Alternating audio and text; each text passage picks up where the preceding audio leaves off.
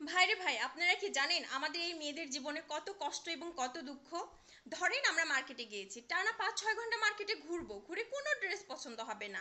6 ঘন্টা মার্কেটে ঘোরার পর ধরেন একটা ড্রেস পছন্দ হয়েছে, ড্রেসটা নিয়ে রিক্সায় উঠবো। হ্যাঁ, রিক্সায় ওঠার পর থেকে মনে হবে না না, এই ড্রেসটা নিয়ে ভুল করেছি, কোনো কারণে এই ড্রেসটা আর ভালো লাগছে না, মনে হয় ড্রেসটা ফেরত দিলেই ভালো হয়। এই চিন্তা করতে করতে আমরা বাসায় পৌঁছে যাব এবং বাসায় পৌঁছে পুরো একটা দিন কিংবা পুরো একটা রাত শুধু এই টেনশন করব, ইস জামাটা কেন নিতে গেলাম, কেন, এটা তো ভুল হয়েছে, এটা ভুল সিদ্ধান্ত ছিল, কেন এই ড্রেসটা আমরা নিলাম।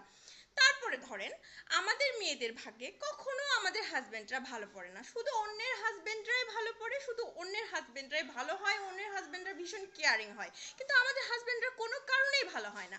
আমাদের মেয়েদের ভাগ্যে যদি কোনো কারণে হাজবেন্ডটা ভালো পড়েই যায়, তো আমাদের শাশুড়িরা ভালো হয় না। আবার বাই চান্স কোনো কারণে শাশুড়ি ভালো হলেও তো ননদ ভালো পড়ে না। তারপর আসেন এই বাসা চেঞ্জ করার কাহিনী। আমাদের ভাগ্যে কখনো ভালোবাসা জোটে না। এখন কোনো কারণে যদি ভালোবাসা আমরা পেয়ে যাই, তো আমাদের ভাগ্যে ভালো কাজের মেয়ে জোটে না। এটা কোনো কথা? আপনারাই বলুন। আমাদের মেয়েদের এত দুঃখ কেন রে ভাই?